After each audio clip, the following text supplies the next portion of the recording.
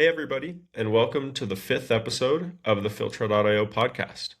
For this episode, I talked with Matthew Treinish, the architect of Qiskit at IBM Quantum.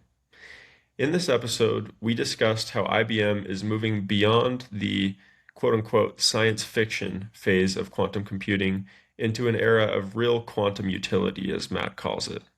And we dove deep into how IBM is using Rust to build a high-performance core for Qiskit.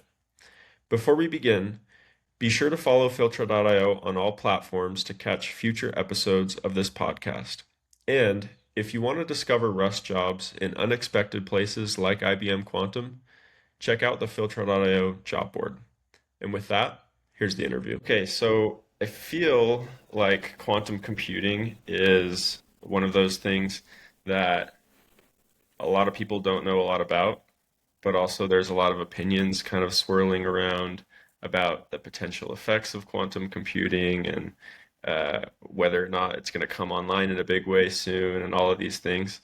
So I thought a maybe fun or interesting place to start would just be to give you, Matt, as someone who actually works in this field, an opportunity to kind of dispel any myths that you tend to hear about quantum. It's a fun one because whenever I give a talk on an intro to quantum computing, I always start with this. So the first thing I always show is it's not science fiction, and like I show a picture from like an anime I like where they had a quantum computer that was a big plot point. But the other thing is it's not going to magically break everyone's encryption. There's been a theoretical algorithm that like could factor prime numbers, which is the basis of RSA encryption. But the quantum computers needed to do that are theoretical and well outside the scale that we can build them today. So your encryption is safe for the time being, minus the case where people harvest encrypted data and then plan to decrypt it in the far future. But the other misconception that I see a lot is that people just think quantum computers are like special kinds of supercomputers and they're going to replace the computers that we all use every day. And that's not really what they're being built for. They're being built to solve problems that are intractable on our current computers. So it's like the NP-hard kind of space where you need exponential resources to try to solve them. And so all of our methods for solving these problems on normal computers is some kind of approximation, some kind of numerical approximation. And so what quantum computers are being built for is to solve these other kinds of problems that we don't have a good answer for on normal computers. And I might slip and say the word classical computer. I don't like it. It's a physics thing. There's the quantum physics, classical physics. So they call them quantum computers and classical computers. I'm not a big fan of that term, but I'm probably going to slip and say it. Okay, yeah, I very well may say that as well. What do you prefer? Normal computers, I don't know. When I first got started, it's like classical computers makes them sound old, but they're still new, and it's what I do every day. Right. Okay. Yeah, yeah. They're not old. Yeah, anything else you would say to that? I kind of cut you off. No. I think I could go on for quite some time on all these misconceptions about quantum computing. The more you learn, the more you dispel some of them, but then pick up other ones. Like another one I hear is, no, it's not worth getting into. It's just, Okay. Well, if you want to get into it later, you can bring it up. Um, so, okay, so I'll go ahead and dispel another myth, I guess, one that I held, which was that quantum wasn't really being used in a big way right now.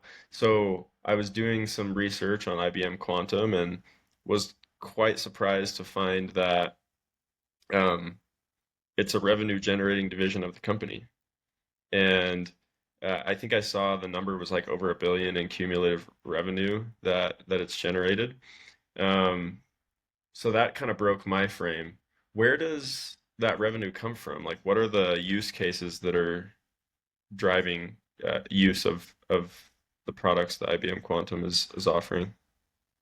So, I mean, from the product offerings that IBM Quantum has, it's quantum computing services is what we say. And it's we build quantum computers and then offer them to clients to use to run whatever workload they want on them. Um, for the ones that like I think are the hottest topics right now, there are two categories that it really falls down into. One is simulating nature.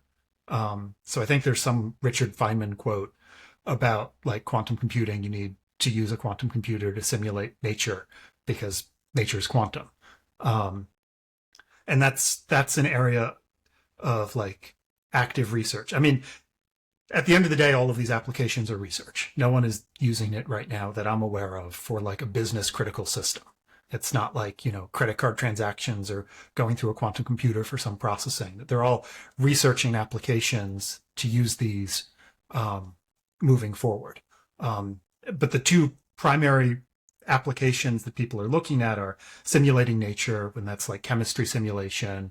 So people are looking at it in all sorts of areas for like battery development, like coming up with new compounds for batteries, drug discovery. And then the other is, I think, optimization problems. So like numerical optimization for like, portfolios in finance or, max cut for graphs, normal mathematical optimization problems. That's a big part of numeric computing. I would say the client base is pretty wide at this point because everyone is seeing the potential in quantum and trying to get in on the ground floor before, and so they're not left behind, basically. I think there was a very interesting result that came out of HSBC recently where they claimed that if they used a quantum computer for doing I'm not going to remember the finance term. For some financial application, they would have gotten 34% better results if they used a quantum computer than the best techniques they had. But the way, our corporate marketing frames it is we're in this period before what we call quantum advantage, which is where there's a quantum computer is the best tool for doing some task in computing. That's everyone is trying to find evidence that there's quantum advantage. There's some application where you can use a quantum computer to do it better than any other tool. And we're in this regime right now we call quantum utility, where a quantum computer is the best tool for doing quantum computing, which sounds counterintuitive, but like in the early days, you could simulate a quantum computer better than a quantum computer actually was. And now we're at the point where the quantum computers are better at being quantum computers than simulators.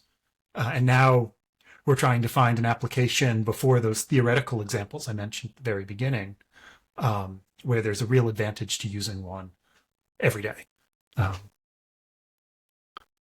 That's very interesting. So that's a big landmark, it feels like, to go from simulators being better than the real thing. I mean, Yeah, maybe not a big landmark for real world use, but I mean, that's a definite step, right? yeah, that's definitely a big step. And it kind of marked this whole new excitement in the field, I think. And you saw a lot of excitement in people like trying to push what they could actually do on the hardware. Um, Yeah. The HSBC case that you mentioned, you said it was like 30 some odd percent better. What does better mean? it was prediction accuracy, if I remember correctly. I'd have to. They published a blog post and a paper about it, but they were doing like some kind of trade speculation, and they wanted to like estimate. I'm not a finance expert, so I don't remember exactly what the problem was, but they were using a computer to try to make a decision whether they should do a trade or not. Okay. And if they use the quantum algorithm they developed, it was they say that they would get 34% better results. Okay, that makes sense. And then, is there anything exciting that's come out of the sort of quantum chemistry side that you know of? Um, Not like practical applications. The work I know on that is trying to beat the approximate state of the art, like classical algorithms. So using a supercomputing cluster to simulate the ground state energy of a molecule, and trying to do that on a quantum computer um, to get a better accuracy result. Um, so there was a paper last year that we published with RIKEN, the supercomputing center based out of Japan, um, that was beating a lot of classical methods for simulating some molecules using quantum computer. But I think it was like an iron sulfide molecule, computing the ground state energy of that. But I'm also not a chemist, so I don't really understand the details of what that simulation was. Right. So I find it really hard to uh, kind of get a sense of how big the impact of quantum might be, and also especially how fast it might hit. From your somewhat better perspective, is there anything you could say to kind of flesh that out? Are there, certain bottlenecks that you pay a lot of attention to, or things like that could give a sense of how things are progressing and that sort of thing? So, I mean, for the macro scale question you asked, I'd say the the impact will be very specific at first. So there'll be those applications where there's some advantage. Once their like advantage is determined, I think in those fields people are going to be really excited, and it'll start to be the thing everyone's talking about, like in chemistry or in finance. And I think other industries will, there'll be a hype curve, just like with everything when there's a new technology that's showing promise. Um, but like the practical impact will be in very specific fields, and then longer term, I'm not sure. I mean, there's that looming the, the looming threat of Shor's algorithm I mentioned in the beginning with quantum encryption, or with quantum being able to break RSA encryption that everyone's worried about, decades in the future. That's a thing that'll impact everyone. As for like metrics of progress, I'd say there are a lot of benchmarks out there to try to like measure how good a quantum computer is. Um, and none of the ones I've really seen like really capture that practical side. They're all like targeted, saying like my quantum computer is the best; it can do this, um, and whether that's scale, speed, quality of results, and from like a practical perspective, if you're not in the industry, that doesn't really mean anything to you, because like, oh, I can do a computation this size in the quantum domain on this quantum computer. That doesn't tell you very much if you don't know how computation works on a quantum computer. So it's like I'm not, from like that perspective, like of something to measure progress. It's you can look at those benchmarks and that they always go up. Every year they go up, whether it's like number of qubits, which shows the scale of the computation you can do, metrics like quantum volume, or CLOPS, which is one we use at IBM, which measures speed of execution on a quantum computer. There are a lot of benchmarks out there, but it's hard to, as long as those are going up, there's progress in the hardware. But I'd say what I think is more interesting for the software engineer or the observer from outside who's not in the industry is the algorithms, and there are less good benchmarks to like measure progress in that field. Um, Yeah, that makes sense. I imagine the benchmarks would have to be very specific to the application the algorithm is targeting, right? Yeah, it's hard to. You could come up with a benchmark for a very specific algorithm and like running that on a quantum system, but then you're benchmarking that algorithm on a quantum system. So it's like there's a chicken and egg kind of there. If you don't have an application that's interesting you, then how do you write the benchmark? Interesting. It's so interesting to learn about, I don't know, this field at this point in time.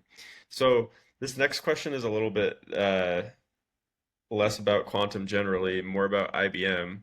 So when I think about IBM, I think about like mainframe, storage, consulting. How did IBM get involved in quantum? That seems kind of out of left field. So IBM's actually been involved in quantum for a very long time, since at least the 80s, maybe before. Like some of the early researchers in quantum computing were at IBM. And so IBM has always had a very strong research arm. And they're, IBM is, a computer company. So they're always interested in like even researching things that lead to computing. So whether that's theory of information or physics. And so when quantum computing was, being proposed as like a theory, there were researchers at IBM who were interested in it. And ever since, those early days, there's been a team at IBM doing research in quantum computing. I think in the 90s, when I used to give talks on like the intro to quantum computing, I had this timeline that just had like a bunch of milestones of IBM's involvement in quantum computing, and it goes back really far. But I'd say like a big milestone was like when the team was building physical quantum computers. And I think the biggest milestone was like in 2016 when they put one of those on the cloud to open it up to everyone. But they had been developing that for quite some time and like iteratively improving it. That's pretty interesting. So I mean, IBM's been there basically since the beginning then. Yeah, That's pretty cool. I feel like it's something that could kind of come out of nowhere and make IBM grow really explosively if if people start finding applications that really work and that kind of thing. that's the company's bet at this point. Yeah, They're that's very investing cool. very heavily. They're pinning a lot of hope on it. I mean, the Yeah. technology. If you look back at like where we were in 2016, that's before my time. I joined IBM Quantum in 2018, but that first system was very basic compared to the scale of the systems that we have available right now. Like it was 5 qubits and it was really noisy and had a lot of errors. And now I think our biggest one in production is 156 qubits. And the error rates are orders of magnitude better. Uh, So I guess on that note, maybe as you're talking about kind of how much the team has improved, have there been any big milestones for the IBM Quantum team lately? so I'd say I mentioned two of the bigger things that bigger milestones that were recent. So there was the HSBC one that was a big deal from a business perspective, like having a client that said like quantum computing would really have an impact on their business. And then there was the chemistry simulation from last year, which was showing a new technique for it was not just using quantum computing, but it was quantum computers in conjunction with like a HPC cluster to do really interesting work. And then the other big one that's only I think it's only 2 years old, maybe three, is the what we call quantum utility, that point where a quantum computer is better at being a quantum computer than a simulator. Um, Those are, it's interesting that you uh, mentioned those because they're not the like highly theoretical things that you were talking about before that are kind of hard to track. Like those are pretty tangible. yeah, Um, at so least for me, that might be my bias as an engineer. It has to be practical to be important. right, Right, maybe as an engineer versus a scientist, that's what's interesting to you. Well, so you are a software engineer, which I think is really interesting, rather than being, a physicist or someone else involved in this field. And one of the things that I was thinking about as I was preparing for this interview was like, what would it actually look like to write software for quantum computers? Um, because it can't be anywhere similar to like what we have now. I mean, there's so much built up with quantum or with normal computers. So We classical. yeah, classical. We have you know, we have operating systems and we're so abstracted away from hardware. I imagine that that's not really the case with quantum. What does it look like? It's much lower level at this point. So the unit of computation on a quantum computer is called a quantum circuit, and it's basically you run individual operations that are called gates on each individual qubit or sets of qubits to change the state of the qubit, and then you measure it out to get basically a bit string. Each measurement is has a binary result. Um, and so you run the quantum circuit typically many times and then have to post process the data to get a result. So it's much lower level than what you'd be used to. Like there are proposals for like quantum programming languages that have higher levels of abstraction, but at this stage of the hardware, they're, in my opinion, a little premature because to get real results, you have to program at a low level. I do think back to like learning about computer history and like manually programming with dip switches. um, uh, it's the digital equivalent of that, I guess. Right. Yeah, that's so interesting. That could be kind of fun. Um, so are there like group or are there sort of circuits that are like maybe sort of pre-made that you can take and kind of drop in and build on top of that? Or is it literally like switch by switch No, every no. time? So the way the research tends to be done is you build like I mean, we'll probably be talking about the package I maintain Qiskit, but like a library of circuits in there that are like preparing quantum states in certain ways. So you give it parameters on what your circuit looks like, and then you execute that as part of a larger workflow. Um, and so like that's a typical way these algorithms are designed is that you maybe come up with a circuit of interest or a certain way of preparing a quantum state on the quantum computer that you then want to sample to measure it stochastically to get those bit strings out to then process the results. And so you do that once. You write like a function to do that once, and then you build up that circuit, and then you submit it to execute, and you vary the parameters. Um, so it's you're not typically like sitting there going, I want to get this instruction on this qubit, like manually writing it out by hand. You'd write software to do that for you and make it reproducible and easier to use. Okay. Um, so yeah, you mentioned is it Qiskit or Quiskit? How do you say that? It's Qiskit, I think, is the official pronunciation. There was debate early in the history of the project. In fact, there were like stickers that people made. It's like Qiskit or Quiskit. It's, So it's an internal, it's a feud that's been had. I think the feud was settled. It was Okay. Qiskit. Qiskit. Yeah. All right. So yes, you mentioned it, but you're the architect of Qiskit. So tell me about it. I mean, a lot of our audience probably won't have any idea. So tell me what it is, Yeah. how it works, Yeah. everything. So Qiskit is an open source library, an SDK for programming quantum computers. The way I like to describe it is it's kind of a combination of like libc and GCC. So it gives you um, basically an in-memory software representation of a quantum circuit and the operations on it and lets you build those up in software. And then it also has a compiler framework for taking those quantum circuits that you build and targeting them for any hardware, whether it's IBM's or some other vendor's quantum computer. Um, and so we built Qiskit.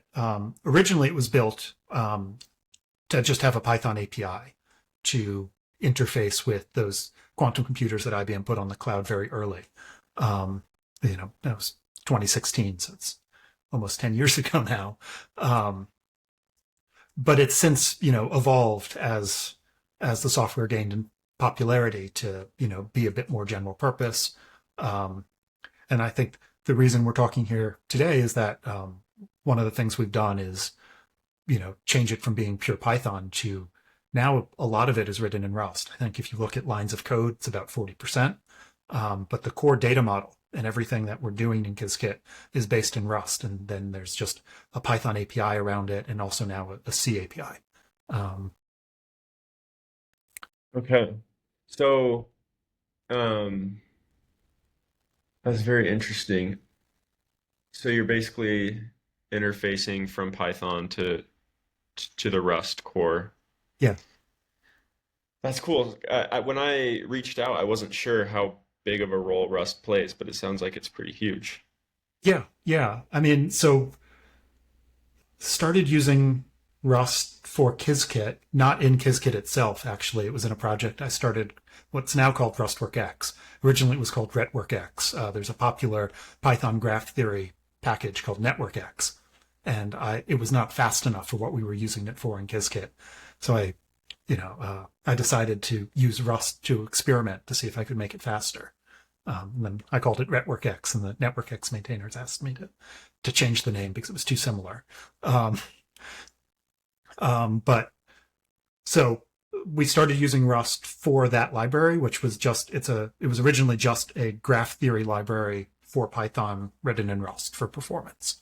And that was very successful for both Qiskit and I think more broadly. It's gained a lot of traction outside of Qiskit in both quantum computing and in other fields that use graph theory or network science. And now, we've taken to using Rust and Qiskit, and it's been very successful there, both from a performance and stability point of view.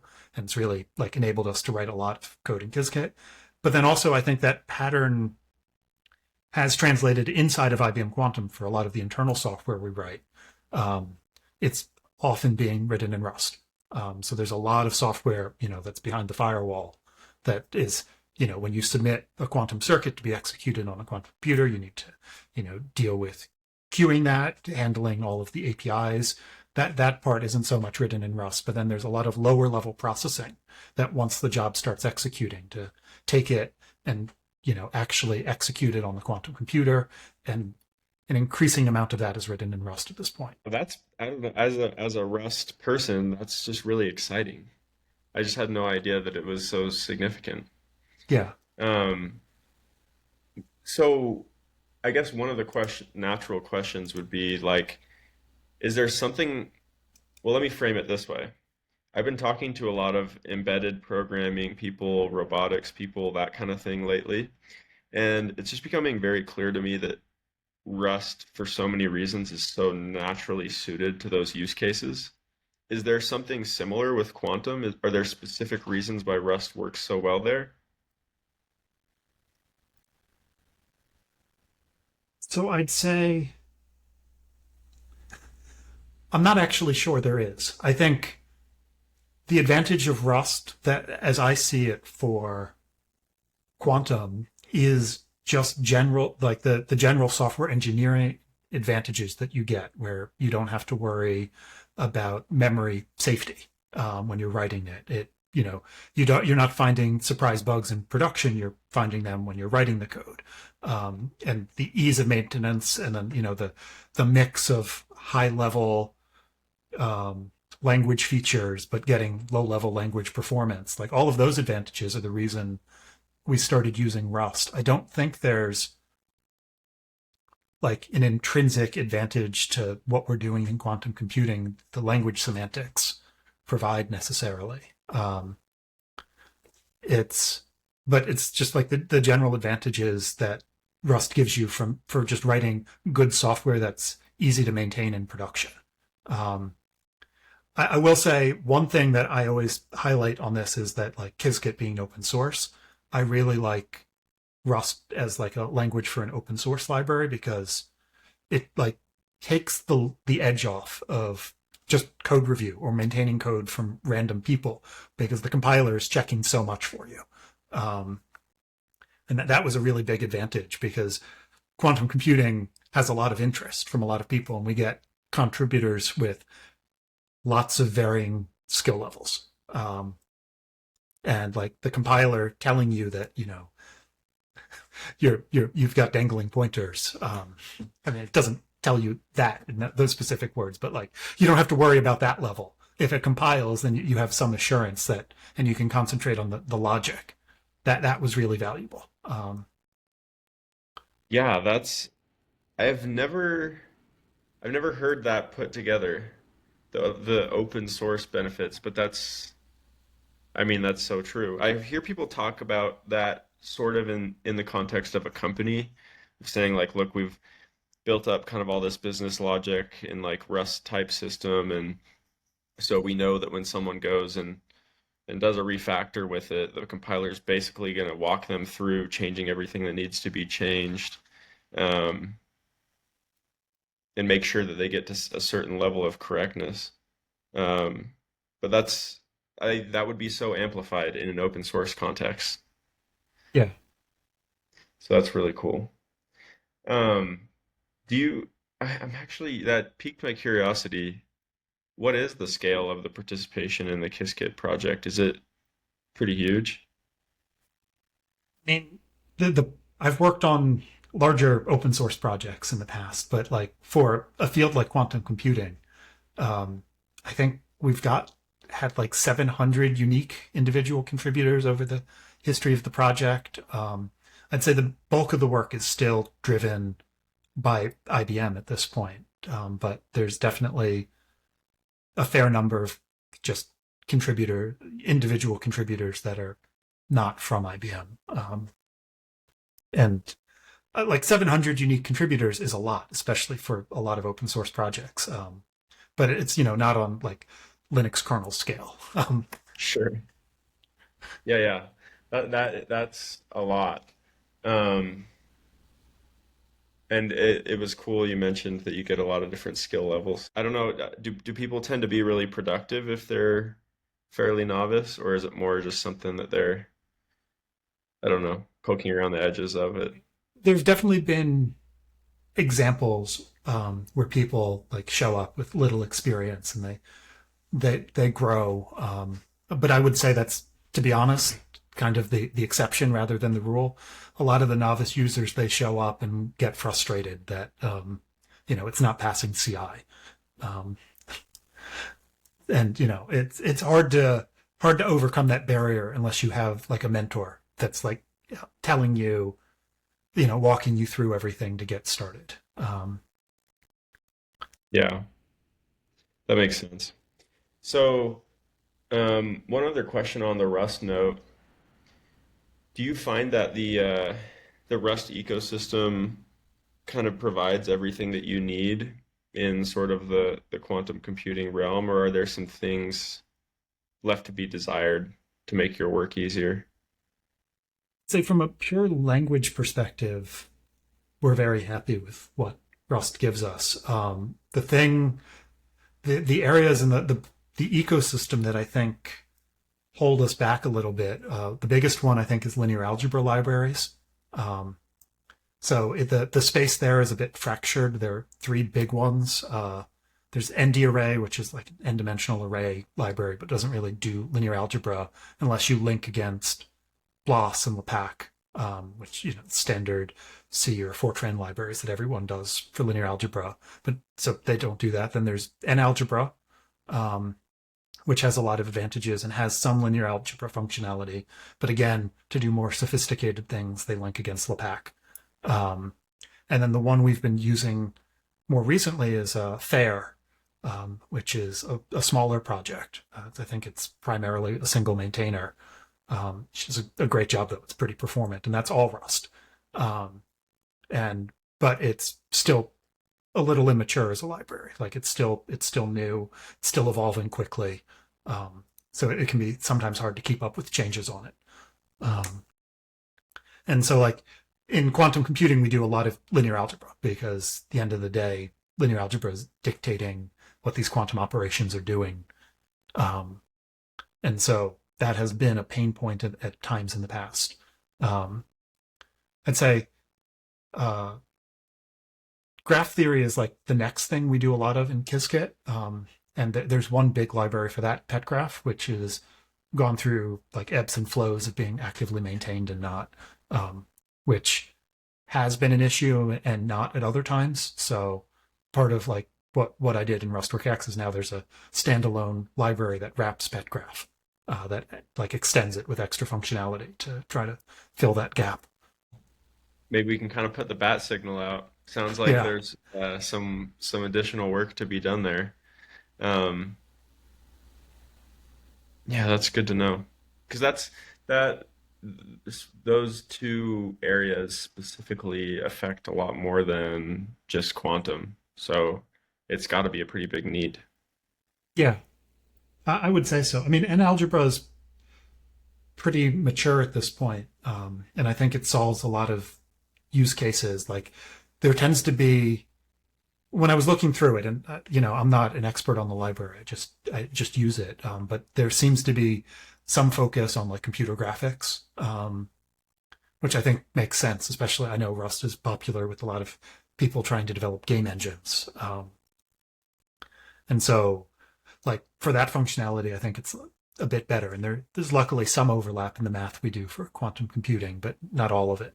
Um, and I think in a lot of applications, like my big complaint of like linking against LPACK, that's just because I don't want to complicate the build system with needing an external, system installed library or building it from source. And because like our users tend to come from Python. Um, and they just want a package to install. And Rust is really great for that because everything statically links and cargo makes it really nice. But the second you say, okay, well, now I need this giant C++ package or Fortran package, that those advantages go away. But I think if you're writing a heavy linear algebra library or a heavy linear algebra application, maybe that's not as much of a concern. Um, So we kind of started talking earlier about, well, we were talking in the context of people contributing to Qiskit and novices getting into the ecosystem and stuff like that. Um, I'm sure there's quite a few people out there who are curious about quantum. But how does one end up getting into quantum computing? Do you have to have a pretty strong physics foundation, or can you come in as a pure programmer? so I came in as a pure programmer. I mean, my college background, I have a degree in computer engineering and I specialized in like chip design. That's what I wanted to do when I went to college. I was like, I want to make microprocessors. And I studied VLSI and took all the courses in that. And I couldn't find a job in it without a master's degree. And I didn't want to go back to school. Um, and so I went into open source software as my career. And that's what I've been doing since I graduated. I've worked on a lot of different projects. I started working on the Linux kernel. It was not very successful. I think I have one commit in the Linux kernel fixing goto statements and nothing else I did ever got accepted. And then I spent a lot of time working on open source cloud computing tooling. Um, and I joined IBM Quantum on a whim. I was actually planning to quit IBM. I was working in another division and wasn't happy there. Um, and I heard that there was an opportunity in IBM Research to do open source software development for quantum computing. They were looking for people with software experience. Um, and I just sent an email to the manager at the time. And I said, like, here's my background. I'm like curious to learn more. And that was 2018 and uh, talked to them for a little bit. And then I transferred over. Um, and so like I had no background in quantum computing or physics. I mean, I took some physics as it applied to semiconductor manufacturing in college and what you need for electrical engineering, but nothing beyond that. And I wouldn't say it's a strong thing. I mean, at the time it was over a decade, or not over a decade, almost a decade since I had left college. And so like none of that knowledge was fresh. uh, and I'd say also my math background wasn't, the strongest because I hadn't had to do, linear algebra for day to day since I was in college. And so it was, but my software skills were strong and fresh. At that time, it was mostly Python. So it was the cloud computing projects I was working on. It was the OpenStack project primarily. That was all Python. So I had good Python skills, good open source skills, and was able to make an impact. And I think that, if people are interested, like in working in quantum computing, it's a field of diverse expertise. Like, yes, you need people that are experts in quantum physics, but you need software people. You need people that can design hardware. You need people that can do mechanical systems for like cooling.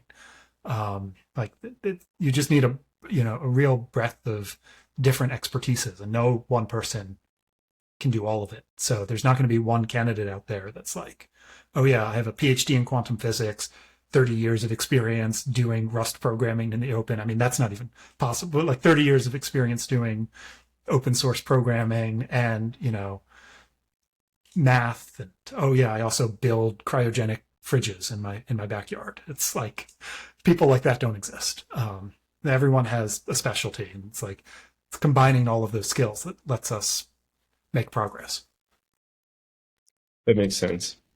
So it sounds like it's a field where you're doing a lot of learning on the job. Oh yeah, definitely, constantly learning. That's part of why I've stayed for so long. Is it's always new. I'm always learning something new. Just when I think I have a grasp on something, it's like there's a whole other dimension that I didn't know about.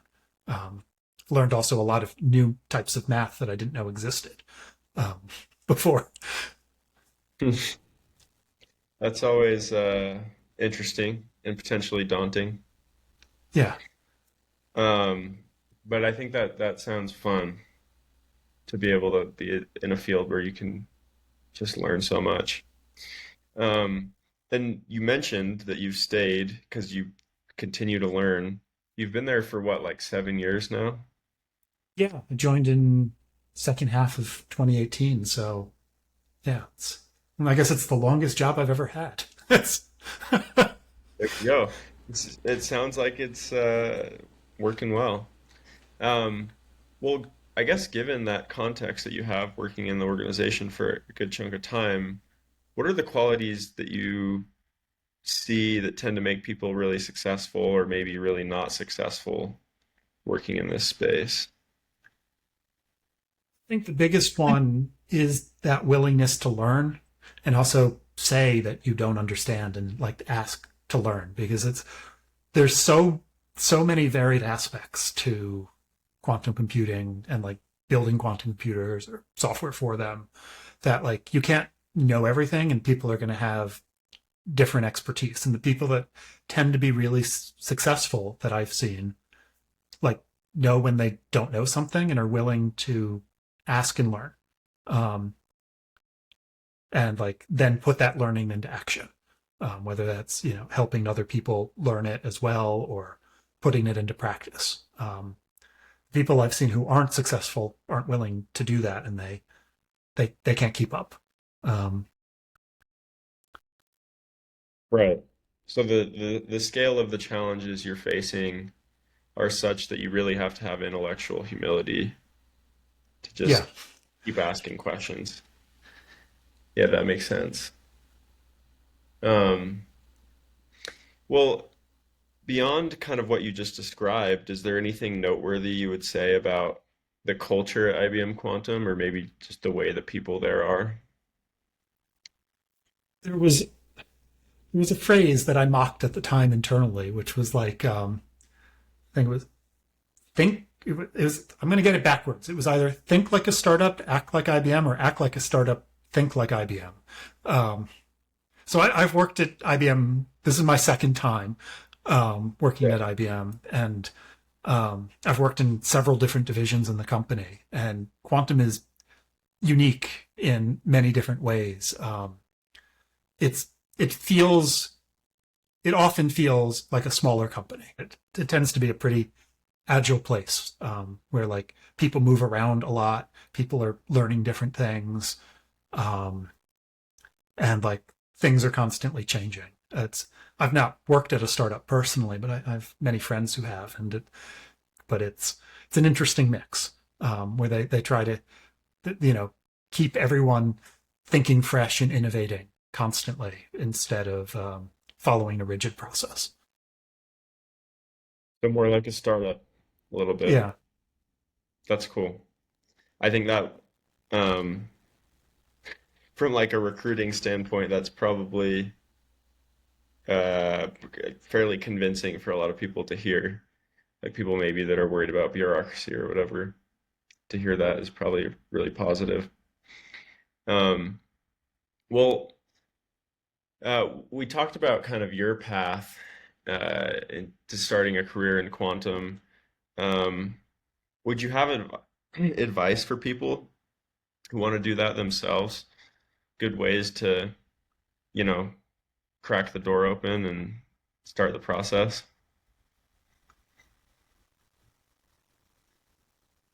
Say the first thing is don't be afraid if you feel like you don't know everything. Like take a chance, apply. Your skills might be useful and you don't even realize it.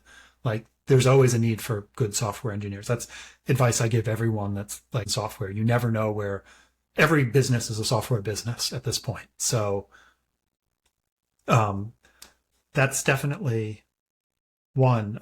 But like also there's a lot of free resources out there. Like because quantum is so new and it is a different paradigm in computing. Like it's you're not writing code the same way. You're not, maintaining information in the same way. That there are a lot of free resources to learn about quantum information theory and quantum computing. Take advantage of some of those to get some background information. A little bit goes a really long way. And so like I like if you are interested in quantum computing and you think that you want a career in that, just taking advantage of all of the free resources out there to try to teach people about about quantum computing. That's the best way. Like when I did it a little backwards. I reached out and worked out the transfer and then started taking advantage of all of the free resources immediately after they said, yeah, we'll take you. Um, but it did help a lot, because there's just a lot of new things to learn. Yeah. Um, are there any of those resources that you would shout out specifically? So there is, I have my little sphere that I that I know. Um, and it tends to be pretty focused on like Qiskit and the IBM Quantum story. So there might be other resources out there, but the best one for me is there's a Qiskit learning course that we do, I think, on the IBM Quantum platform that you can follow. That tends to be pretty well done in my experience. The resources that I used, a lot of them don't exist anymore. They're pretty dated. So I'm trying to think like I think the learning platform, there was a textbook, an open source textbook, but that was not the highest quality. I think you can still find it because it's open source, but it's not maintained. And it, but I think that the IBM Quantum Learning Platform has a lot of good resources, and I'm sure there are other ones out there too. Um, Awesome. So IBM Quantum Learning. Um, all right. Well, I think I kind of asked everything I wanted to ask, but I also always like to ask if there's anything else you wish we'd been able to discuss, or something that maybe popped into your head, or something you want to leave our audience with.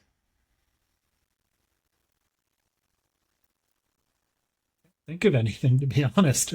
We've been talking for a while and covered quite a bit of different areas. Yeah. Well, awesome. Then I think we can end it there. Thank you so much, Matt. Thanks. It's great talking to you.